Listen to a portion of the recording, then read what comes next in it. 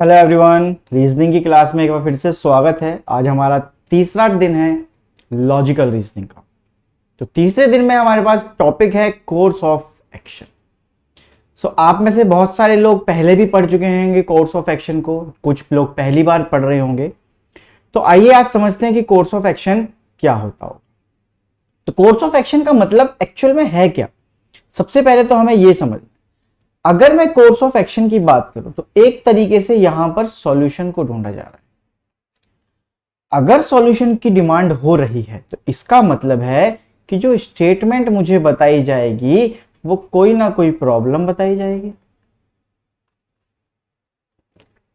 Right. अगर यहां पर सॉल्यूशन ढूंढा जा रहा है तो इसका मतलब साफ साफ है कि जो स्टेटमेंट है वो प्रॉब्लम क्रिएट वाली है या प्रॉब्लम ही बताने वाली है, तभी उसका सॉल्यूशन मांगा जा रहा है।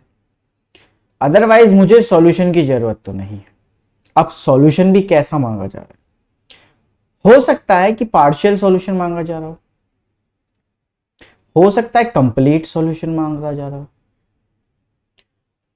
अब ऐसा भी हो सकता है पार्शियल और कंप्लीट मतलब कि थोड़ी सी जो दिक्कतें हैं वो कम होने लगे, कंप्लीट मतलब पूरी तरीके से खत्म हो जाए वो दिक्कत।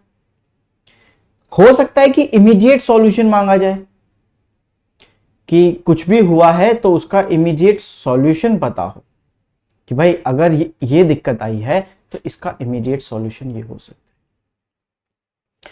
तो मतलब कुल मिला के सिर्फ बात इतनी है कि अगर कोर्स ऑफ एक्शन की बात हो रही है तो इसका मतलब है कि प्रॉब्लम हमें बताई जाएगी और सॉल्यूशन हमें ढूंढना है कि इनमें से इस प्रॉब्लम का सॉल्यूशन कौन सा होगा। तो अब प्रॉब्लम का सॉल्यूशन ढूंढने में यह भी नहीं कर देना है कि प्रॉब्लम को और बड़ा कर दें। जैसे एग्जांपल के लिए अगर मैं आपसे बोलूं यहां पर कि एक फार्मर है, सपोज कर लेते हैं, चलो यहां पर एक फार्मर है। अब फार्मर कह रहे हैं कि इस साल बारिश नहीं हुई तो जो फसल है वो थोड़ी सी कम हुई है। तो उनको अनुमान है कि फसल कम होगी, बारिश कम है, तो उन्होंने ज्यादा ही पानी दे दिया उसमें, मतलब उन्होंने फुल भर दिया।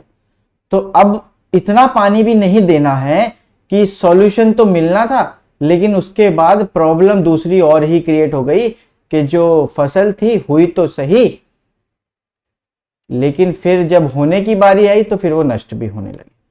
तो इतना पानी भी नहीं दे देना है कि फसल हो ही ना पाए। या फिर अगर मैं आप एक छोटा सा एक और एग्जांपल लूं, तो आप कह रहे हो कि मेरी ना उंगली में चोट लगी थी, ठीक है, उंगली में चोट लगी थी, तो इसका सॉल्यूशन क्या है कि आप बैंडेज लगा लें या डॉक्टर को लगा लें, डॉक्टर से मिलने कंसल्ट कर लें। अब आपने क्या किया कि उंगली में चोट लगी थी, आपने कहा उंगली को काट देता हूं, तो ये तो कोई सॉल्यूशन नहीं हुआ ना, इसको मैं सॉल्यूशन नहीं कहूंगा, है ना। हो सकता है किसी को लगे कि उंगली काट देना सॉल्यूशन है, कि उंगली नहीं रहेगी तो हटाओ, दर्द ही खत्म, तो वो कोई सॉल्यूशन नहीं हुआ। वो प्रॉब्लम को मैंने सॉल्व, तो छोटी सी प्रॉब्लम को तो मैंने सॉल्व कर लिया, लेकिन मैंने उसके बाद एक बड़ी प्रॉब्लम को बुला लिया। तो प्रॉब्लम को सॉल्व करते करते मुझे बड़ी प्रॉब्लम को इनविटेशन नहीं देना है। तो यहां पर क्या हो सकता है कि आप ऐसे सॉल्यूशंस ढूंढें जो अगर पूरी तरीके से उस प्रॉब्लम का हल ना हो तो कम से कम कुछ समय के लिए उस प्रॉब्लम के लिए मेरे पास हो कि हाँ इस प्रॉब्लम का ये उपाय है कि अगर मैं इसको कर लूं तो कुछ प्रॉब्लम सॉल्व हो सकती है। या सबसे पहले देखें कि कंप्लीट ही सॉल्यूशन हो जाए उसका, तो अच्छी बात है। कहीं कहीं पे ऐसा होगा कि आपको इमीडिएट सॉल्यूशन की जरूरत पड़ेगी कि हाँ मुझे इमीडिएटली इसका अफेक्ट दिखे, तो मुझे उसका कुछ ऐसा सॉल्यूशन ढूंढना है जो इमीडिएटली मुझे अफेक्ट दिखाए। तो ये कोर्स ऑफ एक्शन में आपका रहेगा। तो कोर्स ऑफ एक्शन में आपको एक प्रॉब्लम मिलेगी और आपको उसका सॉल्यूशन फाइंड आउट करना। तो चलिए बच्चों देखते हैं कि कौन सी प्रॉब्लम्स आज सामने आने वाली हैं और कौन सी प्रॉब्लम्स का हमें हल निकालना है। तो आइए देखते हैं।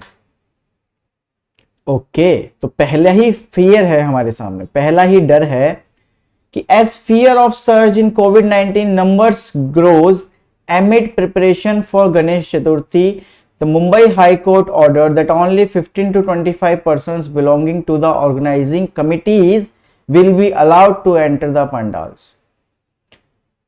तो ठीक है, अगर कोई त्योहार है कोविड-19 के टाइम में, तो हाई कोर्ट ने ऑर्डर दे दिया है कि 15 से 25, मतलब कुछ number of persons high court ने बता दिए हैं कि उतने ही लोग वहां पर जा सकते हैं। All pandal committees have also made arrangement for virtual, मतलब पंडाल की जो कमिटीज हैं उन्होंने भी अरेंजमेंट किए हैं कि वर्चुअल ही हो जाए, कि बाकी लोग भीड़ ना करें, वर्चुअली वो देख लें कि प्रोग्राम कैसे हो रहा है, कैसे संपन्न हुआ, या कैसे कैसे प्रोग्राम को किया गया, अरेंजमेंट कैसे रहा, तो वो वर्चुअली देख लें। ऐसा पंडाल कमेटी ने अरेंजमेंट किया हुआ है। While bearing the physical entry of visitor, जबकि आप फिजिकल ना आए, आप सिर्फ वर्चुअली देख लें, तो इसके लिए पंडाल ने भी अरेंजमेंट किए हुए थे। ठीक है, सो अब हमें क्या करना है, इस चीज का हमें सॉल्यूशन ढूंढना है, ये प्रॉब्लम थी, right. So the pandal committees should monitor the crowd and restrict entry of the people beyond the limit. ठीक है, दूसरा कह रहा था local police authority should be put on high alert to maintain law and order during the festival, during the festival. तो दोनों में से कौन सा कोर्स ऑफ एक्शन, मतलब कौन सा सॉल्यूशन हो सकता है? तो पहला कह रहा है the pandal committee should monitor the crowd and restrict entry of the people beyond the limit. तो मतलब जितनी लिमिट है वहां तक उसको रखे, रेस्ट्रिक्ट करे, उसके आगे क्राउड को मना करे आने से, ऐसा वहां पर कहा गया है।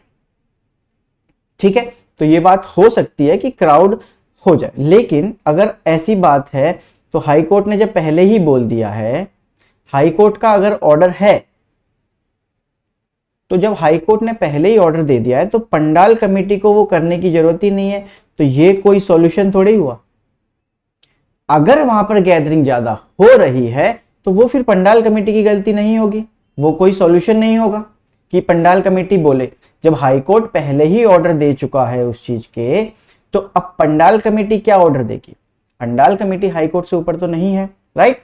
सो जब हाई कोर्ट का ऑर्डर आ चुका है तो पंडाल कमेटी के ऑर्डर की कोई जरूरत नहीं है कि मॉनिटर क्यों करेगा। आप सपोज करो ना, खुद ही इस बात को सोचो कि पंडाल कमेटी क्यों अब मेंटेन करेगी चीजों को, जब हाई कोर्ट का ऑर्डर है तो आपको खुद मानना चाहिए, हाई कोर्ट का ऑर्डर आया है तो, राइट।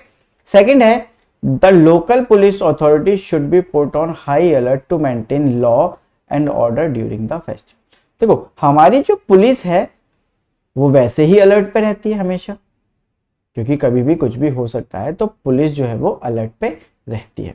लेकिन यहां पर बोला गया कि हाई अलर्ट पर रहे, किस लिए? To maintain law and order during the festival. तो देखो, अगर उनको मेंटेन करना है तो इसका मतलब है कि हाई कोर्ट के ऑर्डर की बात हो रही है, जो हाई कोर्ट ने ऑर्डर दिया है। तो अगर हाई कोर्ट ने कुछ ऑर्डर दिया है तो ठीक है, तो the local police authority should be put on high alert, तो हाई अलर्ट पर उनका होना जरूरी है। देखो, बहुत सी चीजें ऐसी होंगी यहाँ पर जो, देखो, अगर जब भी यहाँ पे धार्मिक बातें आती हैं इंडिया में, तो उसमें क्राउड का होना बहुत यहाँ पर जरूरी माना जाता है, या फिर होता ही है।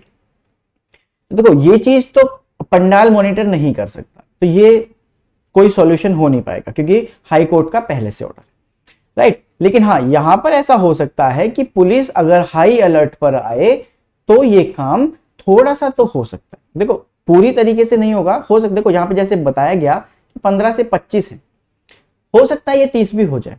तो अगर पुलिस मेंटेन करे इस चीज को तो थोड़ी बहुत हम इसमें कमी ला सकते हैं। तो हाँ, अगर पुलिस चाहे तो वो थोड़ी सी कमी ला सकते हैं। तो ये एक कोर्स ऑफ एक्शन जो है वो मुझे दिखता है कि सेकंड वाला कोर्स ऑफ एक्शन है, तो ओनली सेकंड, राइट। चलिए सेकंड क्वेश्चन की तरफ चलते हैं। और सेकंड क्वेश्चन से पहले आपके आगे फिर से एक बार फिर मैं बता दूं आपको कि एक और सीरीज आपकी वेट कर रही है मेरी सीरीज के बाद, जो मिस्टर अंकुश डावरा लेंगे।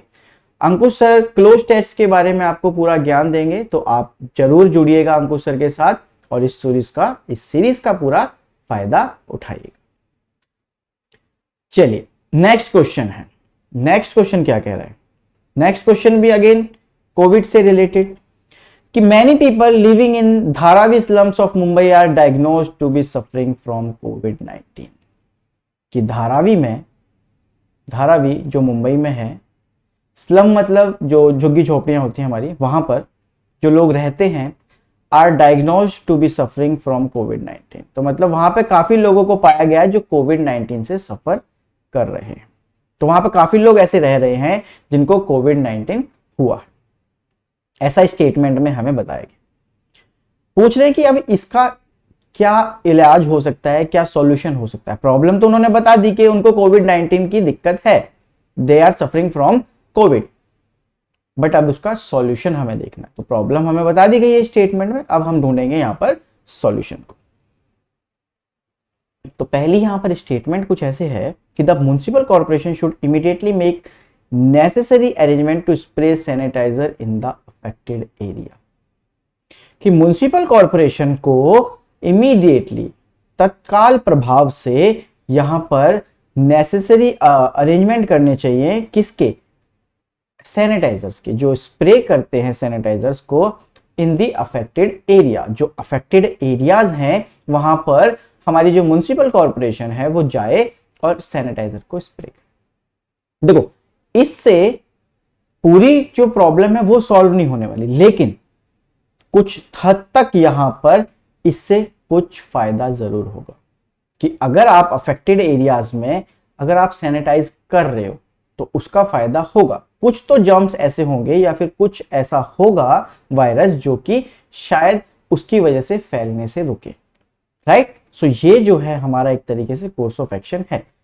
पूरा सॉल्यूशन नहीं है, लेकिन हल्का सा सॉल्यूशन है जो कि चीजों को रोकने में हमारी मदद करेगा। तो मतलब पार्शियल सॉल्यूशन, जो मैंने आपको बताया था कि हल्का सा कुछ तो सॉल्यूशन में काम आ रहा है, तो इसलिए हम इसको भी कोर्स ऑफ एक्शन यहां पर माने।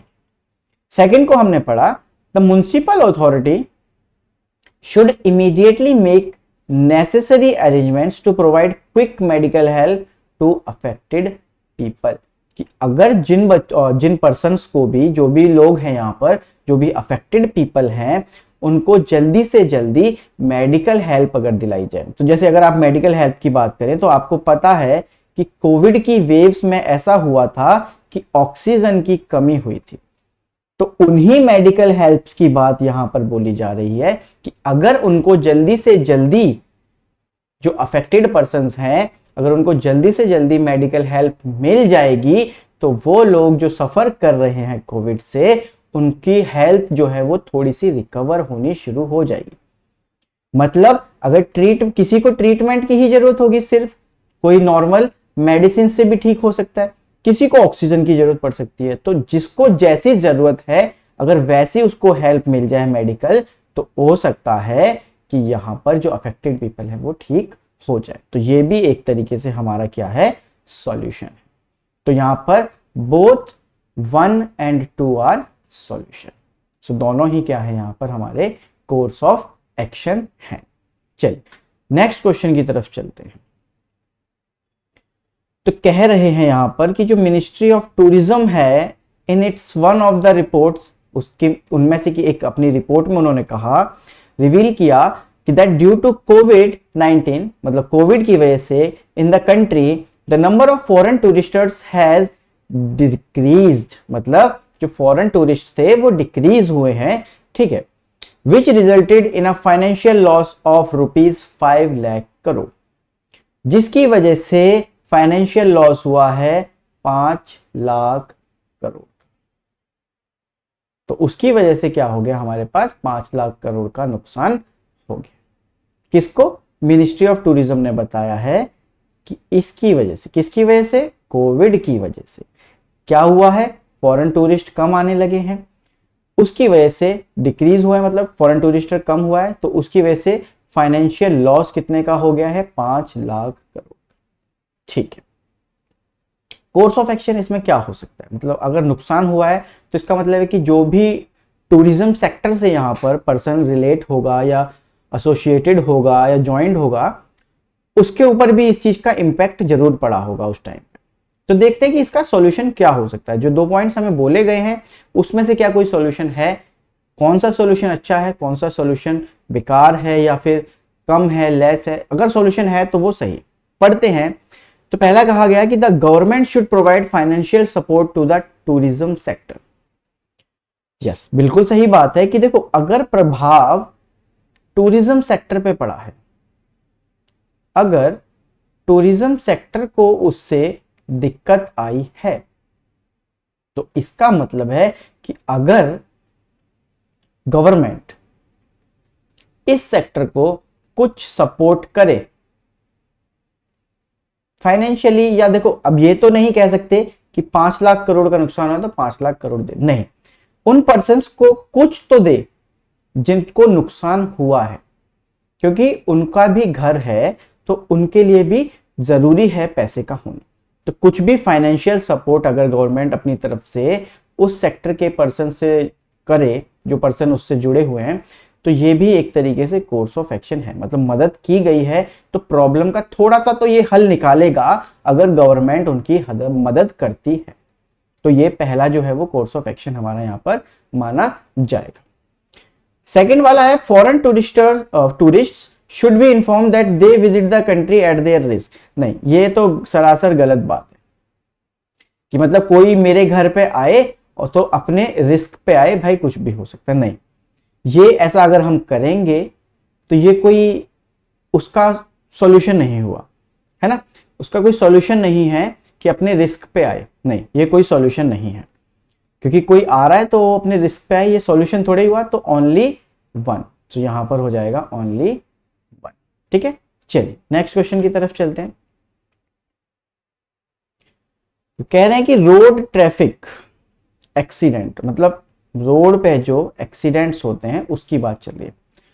The leading cause of death by injury and the 10th leading cause of all death, मतलब 10वां सबसे बड़ा कारण है दुनिया में लोगों की जान का।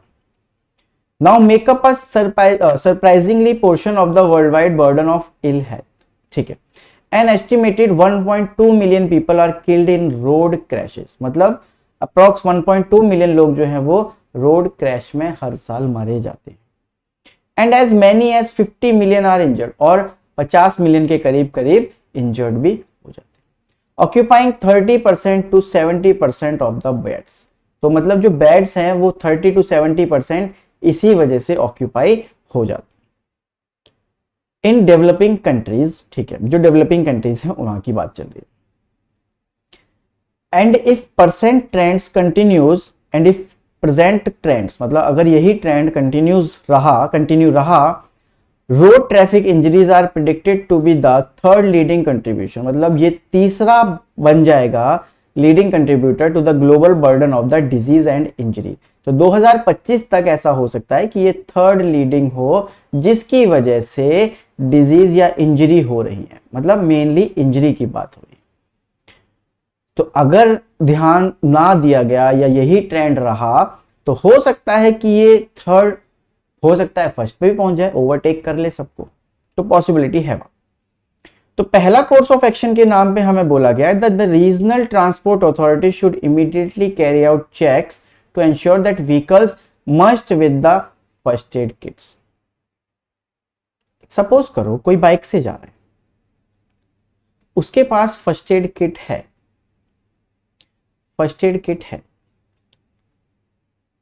तो उसका एक्सीडेंट हो गया, तो ये क्या वो फर्स्ट एड किट, मतलब वो क्या करेगा इस फर्स्ट एड किट का, अगर उसको सीरियस एक्सीडेंट है, सीरियस इंजरी है, कुछ नहीं कर सकता ना। तो मतलब फर्स्ट एड किट का होना या ना होना मैटर ही नहीं करता कि रोड एक्सीडेंट कम हो जाएगा। भाई अगर मैंने फर्स्ट एड किट में हाथ में लेके घूम रहा हूं तो इसका मतलब ये थोड़ी कि एक्सीडेंट नहीं हो सकता, राइट।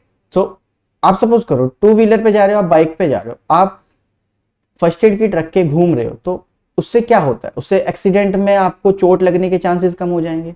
ऐसा तो नहीं होगा ना कि आपने फर्स्ट एड किट रख ली, हाँ, कि आप फर्स्ट एड किट से जो डर है मतलब जो होने वाला एक्सीडेंट वो डर जाएगा कि इसके पास फर्स्ट एड किट है, अब मैं इसके साथ तो नहीं होऊंगा। ऐसा तो नहीं होगा ना कि एक्सीडेंट दूर भागेगा फर्स्ट एड किट को देख के, नहीं।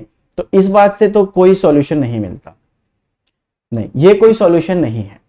दूसरा है imposing heavy fines on the violators, तो मतलब अगर वायलेटर्स के ऊपर हैवी फाइन लगाया जाए तो ऐसा हो सकता है। हाँ, ये बात मानी जा सकती है एक बार को कि हाँ ये बात है। देखो अब मैं यहां पे आपको समझाता हूं कैसे। जैसे अभी न्यू रूल्स आए थे ट्रैफिक के लेके, तो ट्रैफिक को लेके अभी जो नए रूल्स आए थे उसके अकॉर्डिंग कभी ऐसा भी देखा होगा आपने कि पर्सन की जो बाइक है वो 10,000 की है उसकी वैल्यू, और उसको चालान ही 20,000 का बन गया तो।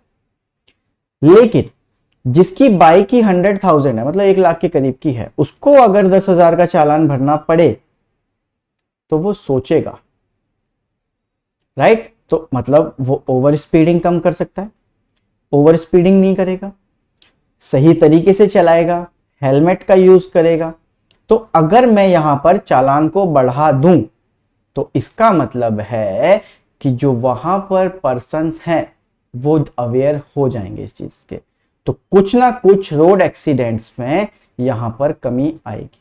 तो ये बात इसलिए सही है कि हाँ, कुछ तो फर्क पड़ेगा। देखो 100% की नहीं बात हो रही है, लेकिन कुछ तो फर्क पड़ेगा, क्योंकि जो पर्सन अगर 10,000 रुपए का चालान नहीं दे सकता तो वो पूरे रूल्स एंड रेगुलेशंस को फॉलो करेगा और हेलमेट भी लगाएगा, ओवर स्पीडिंग भी नहीं करेगा।